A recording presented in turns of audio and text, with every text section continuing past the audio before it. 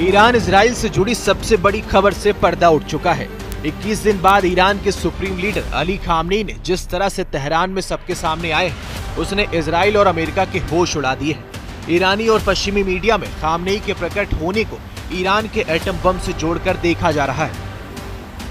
दावा किया जा रहा है कि जिस तरह से इजराइल, अमेरिका और पश्चिमी देशों की खुफिया एजेंसियां 21 दिनों तक खामनेई का पता नहीं लगा पाई, ठीक उसी तरह से बहुत जल्द ईरान का एटम बम दुनिया के सामने आने वाला है। दावा किया जा रहा है ईरान के बचे हुए टॉप सैन्य कमांडरों और परमाणु वैज्ञानिकों ने हिसाब लगा लिया है कि इजराइल के वजूद को खत्म करने के लिए 3 से 5 एटम बम की जरूरत पड़ सकती है। इधर अमेरिका ने ईरान के परमाणु खतरे को देखते हुए इजराइल को 7000 बंकर बस्टर बम भेज दिए हैं। खबरें ये भी हैं कि ईरान के परमाणु ठिकानों पर हमला करने के लिए अमेरिका अपने B-2 बॉम्बर इजराइल को दे सकता है। साथ ही कम से कम 100 JBU-57 बंकर बस्टर बम भी इजराइल भेज सकता है। लेकिन इधर ईरान को रूस और चीन से एयर डिफेंस सिस्टम, लड़ाकू विमान और कुछ खास तरह की मिसाइलें मिलना शुरू हो चुकी हैं, जिसने इजराइल और अमेरिका को हैरान और परेशान कर दिया है। यही वजह है कि खामनेई के सामने आने के बाद से दावा किया जा रहा है कि मुहर्रम के बाद ईरान इजराइल पर बहुत बड़ा मिसाइल हमला कर सकता है।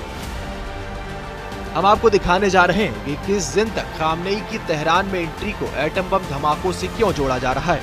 इसके साथ ही ईरान के परमाणु ठिकानों फोर्दो और नतांज पर भारी मशीनें बेहद तूफानी रफ्तार से किस मिशन में लगी हुई हैं।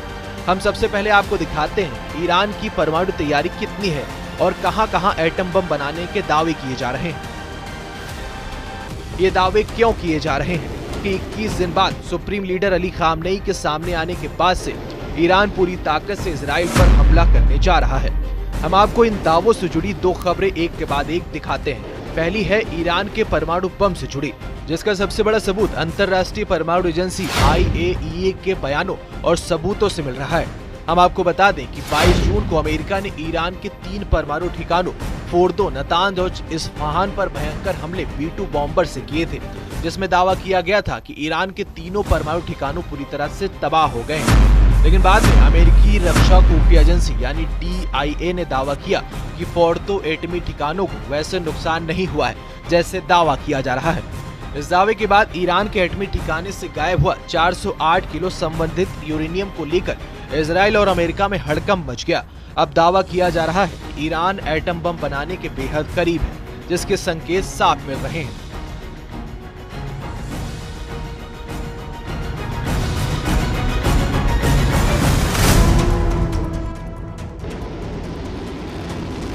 जून को ईरान पर इजरायली हमला होते ही सुप्रीम लीडर अली खामनेई गुप्त स्थान पर चले गए थे।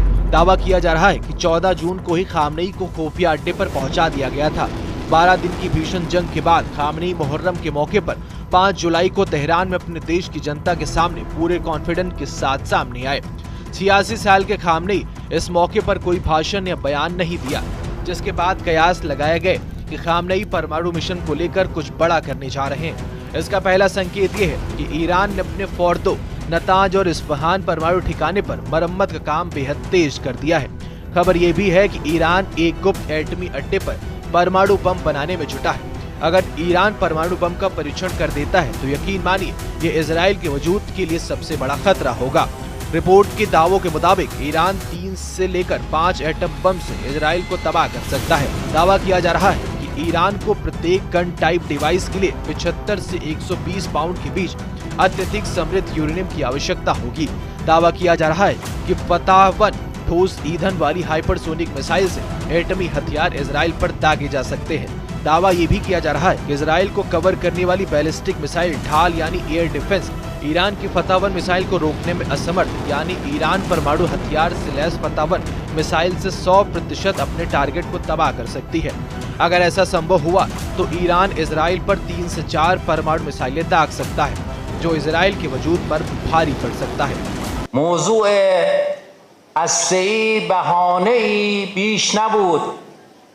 برنامه‌ریزی کرده بودند ظرف 48 ساعت و حتی اکثر 1 هفته نظام دچار فروپاشی شود و کشور را تجزیه کنند، اما شکست خوردند. طرح بیچاره کننده را آماده کرده بودیم ولی با قطع درگیری فرصت اجرای اون پیش نیامد. اگر دوباره خطایی صورت گیرد این طرح اجرا خواهد شد.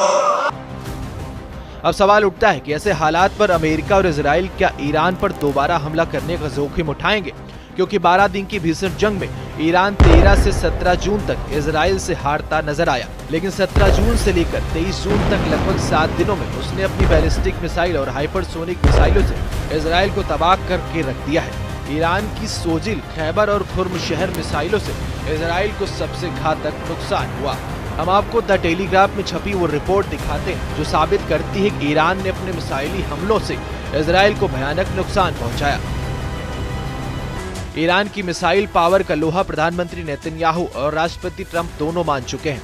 अब ऐसे हालात में अगर ईरान एटम बम भी बना लेगा तो ये इजराइल और अमेरिका के लिए गंभीर खतरा साबित होगा। खबर तो ये भी है कि ईरान ने चीन से 40 से ज्यादा J-10C लड़ाकू विमान खरीदने का रास्ता साफ कर लिया है।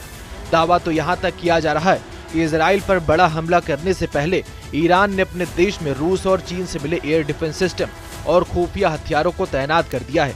ईरान मिसाइल और एटमी पावर के साथ साथ अपनी एयरफोर्स को मजबूत करना चाहता है, इसीलिए चीन ने ईरान के J-10C लड़ाकू विमान खरीद रहा है। वैसे भी चीन ईरान को बहुत बड़ी संख्या में हथियार पहले ही दे चुका है।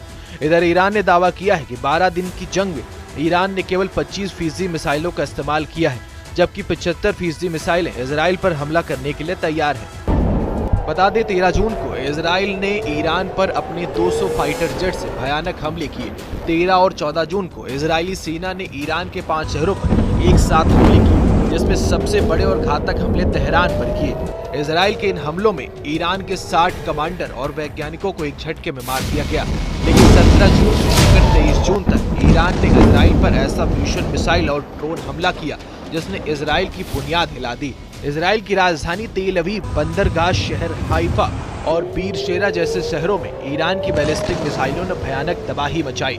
खुद इजरायली मीडिया ने खबर छापी कि इजरायली सरकार के मुताबिक ईरान के हमलों में इजराइल में 30,000 इमारतों को नुकसान पहुंचा है। ये वाकई में इजराइल पर ईरान का घातक हमला साबित हुआ है, लेकिन 24 जून को सीज फायर के बाद जिस तरह से ईरान पर फिर हमले की तैयारी हो रही है, उसको लेकर बड़े खुलासे हुए हैं। तेहरान विश्वविद्यालय में राजनीतिक विज्ञान डिपार्टमेंट के HOD इब्राहिम मुत्ताकी ने एक टीवी कार्यक्रम में बड़ा दावा किया है। ईरान इंटरनेशनल की रिपोर्ट के मुताबिक तेहरान विश्वविद्यालय के राजनीतिक विज्ञान डिपार्टमेंट के HOD इब्राहिम मुत्ताकी ने एक टीवी कार्यक्रम में बोलते हुए इस बात पर दावा किया है। मुत्ताकी का कहना है कि हमारे पास जो सबूत उपलब्ध हैं, उसके मुताबिक इजराइल अमेरिकी मदद के साथ एक सप्ताह के अंदर ही ईरान पर बहुत ही भयानक और विनाशकारी हमला करने जा रहा है। मुत्ताकी ने दावा किया कि ईरान के साथ 12 दिनों तक चले युद्ध के बाद युद्ध विराम किया जाना एक चाल है। इस युद्ध विराम का इस्तेमाल करके अमेरिका और इजराइल एक बार फिर से अपनी सेना तैयार करके हमला करना चाहते हैं। मुत्ताकी ने ईरानी अधिकारियों से युद्ध विराम को बहुत गंभीरता से नहीं लेने का आह्वान करते हुए चेतावनी दी कि इजरायली हमलों का लक्ष्य इस बार भी ईरानी अधिकारी ही होंगे। לבשר לכם שנפתחו, כפי שאתם בוודאי יודעים, נפתחו הרבה הזדמנויות עכשיו בעקבות הניצחון הזה, הרבה מאוד הזדמנויות.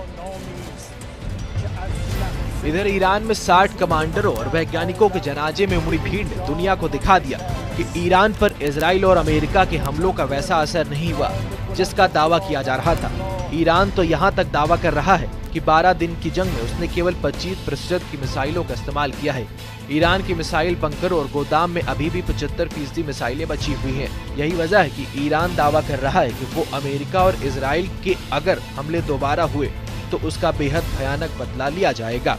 हम आपको ईरान के शीर्ष शिया मौलवी अयातुल्ला नासिर मकीर शिकारजी को वो फतवा दिखाते हैं जिसमें अयातुल्ला नासिर मकीर शिकारजी ने ट्रंप और नेतन्याहू के खिलाफ फतवा जारी किया। ईरान के शीर्ष शिया धर्मगुरु ग्रैंड अयातुल्ला नासिर मकरम शिराजी के फतवे ने दुनिया की राजनीति में हलचल मचा दिया है।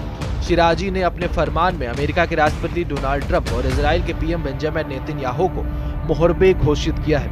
मुहरेब एक फारसी शब्द है और इस्लामिक कानून से जुड़े इस शब्द का मतलब वो व्यक्ति जो ईश्वर और धर्म के खिलाफ युद्ध छेड़ता है। ईरानी कानून के मुताबिक मुहरेब को मौत की सजा, सूली पर चढ़ाना, अंगों का काटा जाना, निर्वासन जैसी कठोर सजा दी जा सकती है। इजरायली प्रधानमंत्री बेंजामिन नेतन्याहू के खिलाफ एक फतवा या धार्मिक फरमान जारी किया है और उन्हें अल्लाह का दुश्मन कहा गया। ग्रैंड आयतुल्ला नसीर माकुरम शिराजी के फतवे में दुनिया भर के मुसलमानों से एकजुट होने और इस्लामी गणतंत्र नेतृत्व को धमकी देने वाले अमेरिकी और इजरायली नेताओं को गिराने का आह्वान किया है। फतवे में ये भी कहा गया है कि जो कोई भी मुसलमान इन दुश्मनों का समर्थन करता है वह हराम कार्य कर रहा है। जो भी मुसलमान अपने धार्मिक कर्तव्य निभाते हुए इन दुश्मनों के खिलाफ संघर्ष करता है वो खुदा के रास्ते का योद्धा होगा।